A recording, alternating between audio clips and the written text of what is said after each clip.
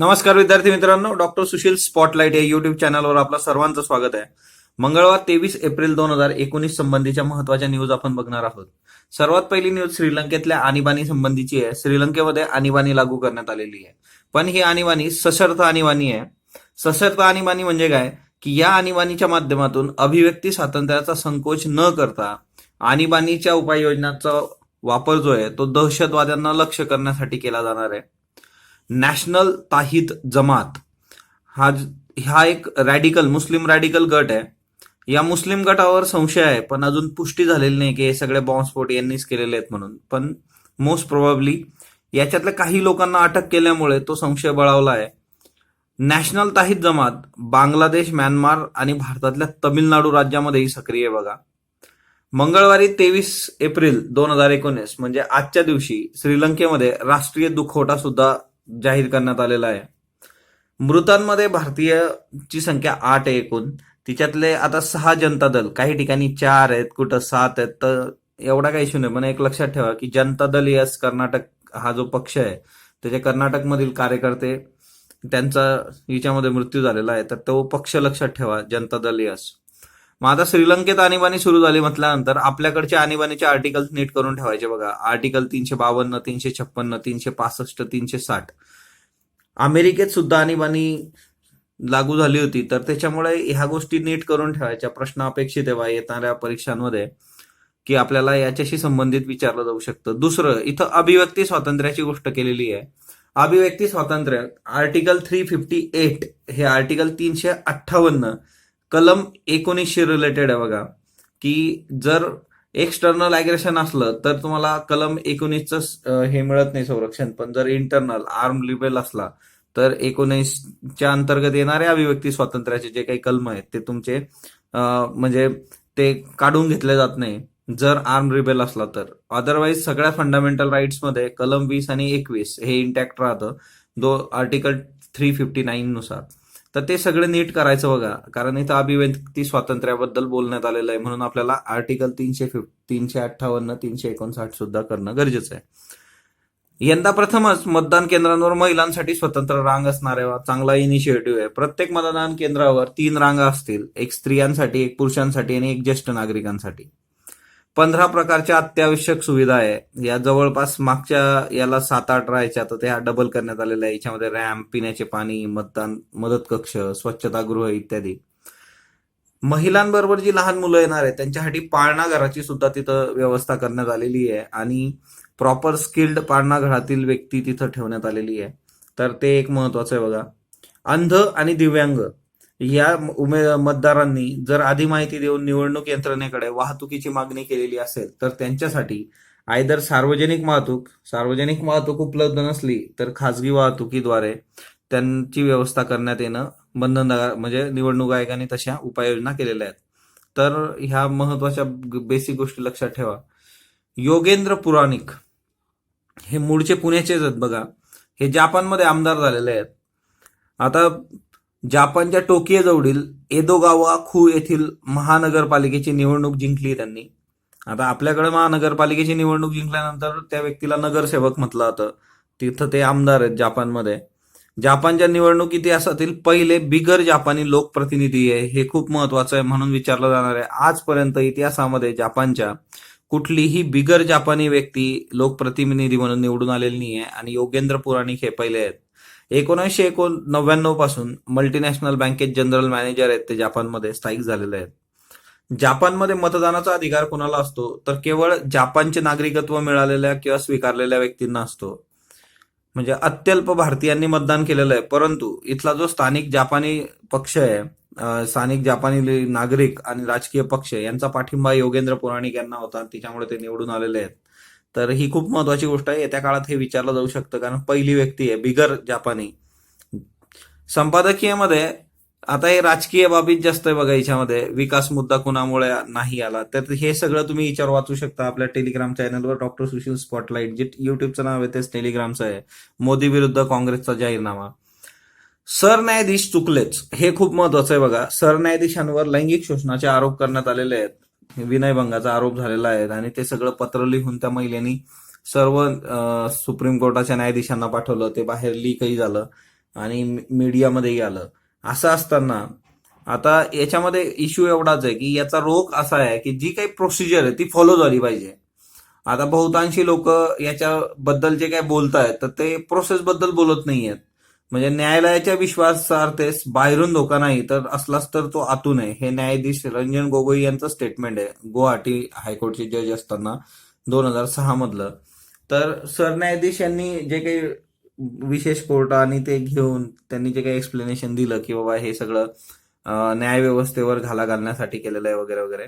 तर हिच्यामध्ये काय जे काही वकील आहेत, बार काउन्सिल आहेत, त्यांचं म्हणणं आहे की हे प्रॉपर प्रोसिजरनी ही गोष्ट वर्कआउट झाली पाहिजे, म्हणजे ती विश्वासार्हता टिकून राहील. त्या संबंधीचा हा लेख आहे, खूप महत्वाचा लेख आहे. पण अशा गोष्टी बघा परीक्षेत विचारल्या जात नाहीत टिपिकली तुम्हाला, पण हे तुम्ही वाचणं गरजेचं आहे. हेल्मेटला BSI मध्ये टाकण्यात आलेलं आहे बघा, ब्युरो ऑफ इंडियन स्टँडर्ड्स. हे तिच्यामध्ये त्या कक्षेमध्ये हेल्मेटला घेतलंय, तर ते एक लक्षात ठेवा. त्याच्यानंतर सुमती देवी धनवटे यांचं निधन झालेलं आहे बघा. सुमती देवी धनवटे नागपूरच्या घराण्याशी संबंधित आहे. संगीत नाटकं लिहिलेली त्यांनी, धुळीचे कण, गीत गायले आसवांनी, तास वाजे ठणाना, विळखा या व्यावसायिक रंगभूमीवर गाजलेली त्यांची संगीत नाटकं आहेत. अभिनेत्री सीमा देव यांनी सुमती देवींच्या नाटकांमधून रंगभूमीवर पदार्पण केलं होतं. सीमा देव बघा रमेश देव यांच्या पत्नी. सुमती देवींचं आत्मचरित्र जर तुम्ही बघितलं तर त्याचं नाव आहे दवावरील पाऊल खुणा. त्याच्यानंतर अखिल भारतीय मराठी शिक्षण परिषद पुणे आणि शिवमुद्रा प्रतिष्ठान मुंबई या 2 संस्था स्थापन करण्यात त्यांचा पुढाकार होता. 1993 मध्ये वैदर्भीय लेखिका संमेलन झालं होतं पाटणबोरी यवतमाळमध्ये, त्याचं अध्यक्षपदही त्यांनी भूषवलं होतं. सुमतीवारी धनवटे यांचं सांस्कृतिक जे योगदान आहे ते खूप महत्वाचं आहे, त्याच्यामुळे येत्या काळात तिच्यावर प्रश्न आपल्याला विचारला जाऊ शकतो, तर ते एक लक्षात ठेवा. भारताने इराणकडून तेल आयात करू नये असं अमेरिकेने म्हटलेलं आहे बघा. इराणवरील निर्बंध अधिक कडक करण्यात आलेले आहेत आणि अमेरिकेने फक्त भारतालाच नाही तर भारत, चीन बरोबर अजून 5 देशांना सुद्धा हे म्हटलेलं आहे की तुम्ही इराणकडून तेल आयात करू नका. याचं रिझन असं आहे, अणुकरारातून इराण बाहेर पडला आणि म्हणून अमेरिकेने त्याच्यावर निर्बंध लादलेले आहेत. भारताला तेल पुरवठा करणारे देश जर तुम्ही बघितले तर इराक आहे बघा, सौदी अरेबिया आहे, इराण आहे. तर इराण 3 नंबरवर आहे, हा उतरता क्रम आहे. सर्वात जास्त इराक, सौदी अरेबिया आणि इराण. त्याच्यानंतर दक्षिण कोरिया आणि जपान हे 2 देश इराणवर तसे कमीच प्रमाणात अवलंबून आहे तेलासाठी. पण एक गोष्ट आहे की भारतासाठी थोडा इश्यू होऊ शकतो, जर आपण ह्या गोष्टीचं अमेरिकेचं ऐकून हे थांबवलं तर आपल्याला तेलाचा इश्यू होऊ शकतो. तरी सुद्धा हे म्हणजे आता, आणि तेलाबद्दल एक गोष्ट करून ठेवायची की भारतामध्ये पेट्रोलियम कुठं कुठं आहे, कशा कशा पद्धतीने गोष्ट होते. तसेच त्याचं बेसिक जे आहे की 1 barrel is equal to 159 litre. त्याच्यानंतर ब्रेंट क्रूड, त्याच्यानंतर हे जे ब्रेंट क्रूड एकदा विचारलंय बघा, हा दर आहे त्याचा. आणि एकदा UPSC प्रिलिम्सला ब्रेंट क्रूड ही संज्ञा विचारली होती की कशी संबंधित आहे, तेलाशी संबंधित. आशियाई अथलेटिक्स अजिंक्यपद स्पर्धा ज्या आहेत बघा दोहा, इथं गोमती मिरुमुथू 800 मीटर महिला सुवर्ण पदक मिळालंय बघा. आता हे येत राहील पण असलं काही विचारलं जात नाही, हे टिपिकली आहे की आपल्याला अनपेक्षित हे सुवर्ण मिळालंय म्हणून हे टाकलेलं आहे.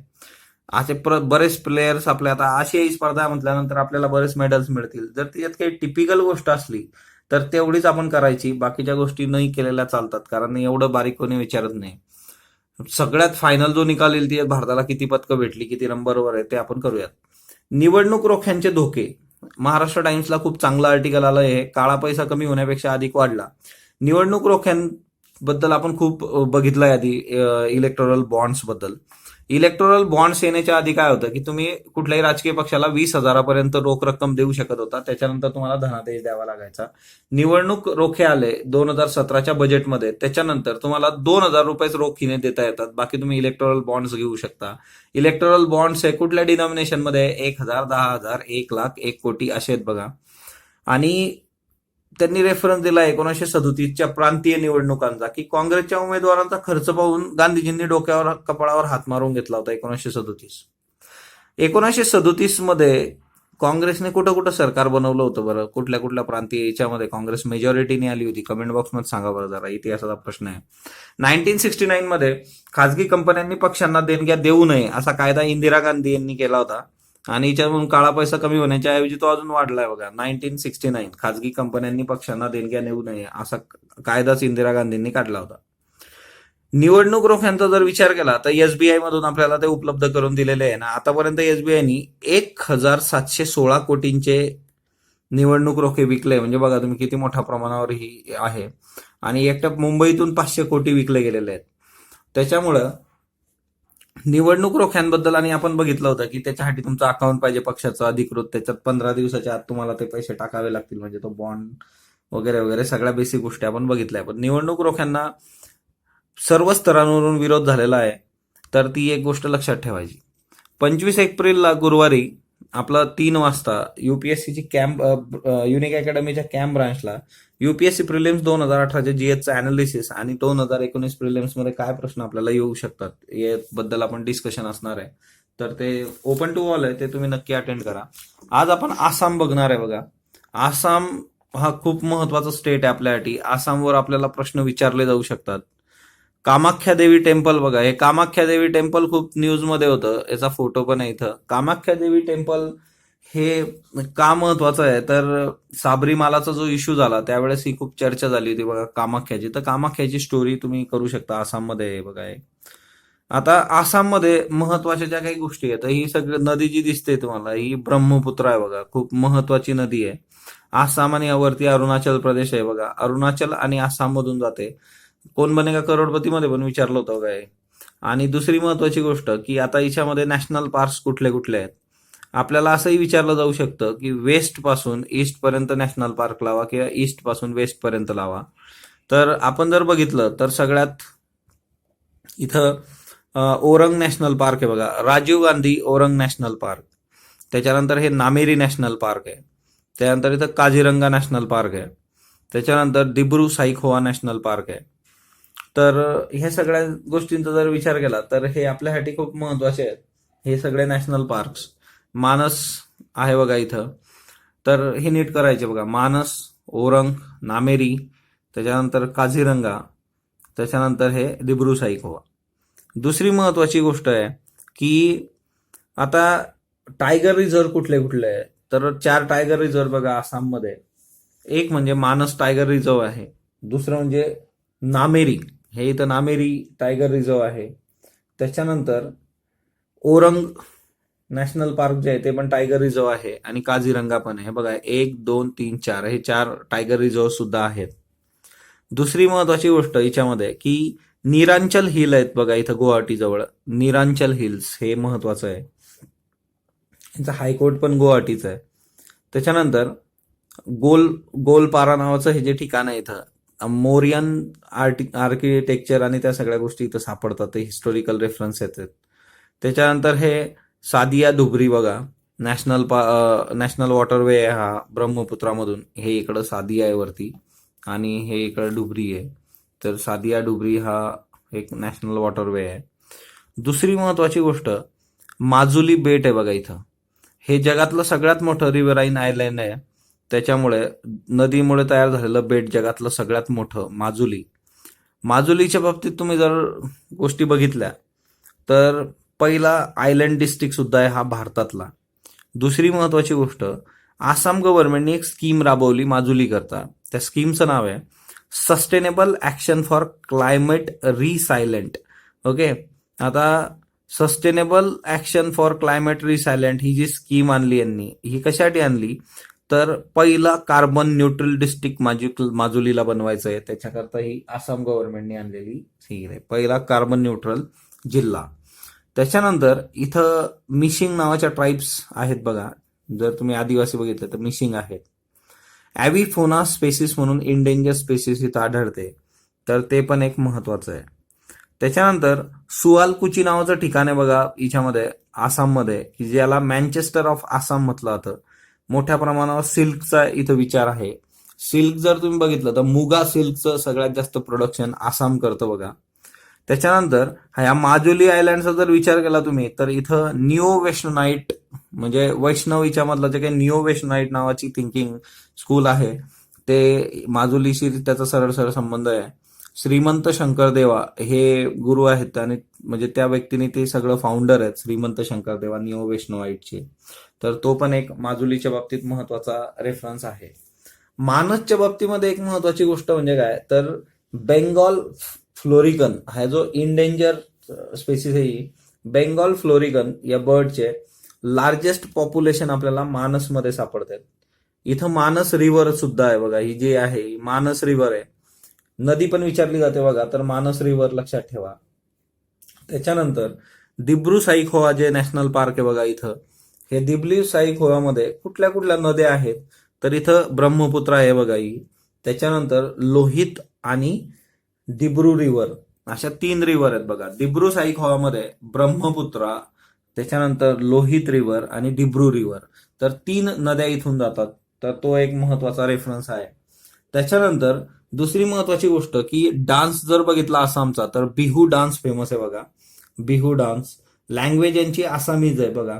त्याच्यानंतर दुसरं महत्वाचं म्हणजे काय world heritage site, Kaziranga national park आणि मानस या दोन्ही वर्ल्ड हेरिटेज साईट आहेत.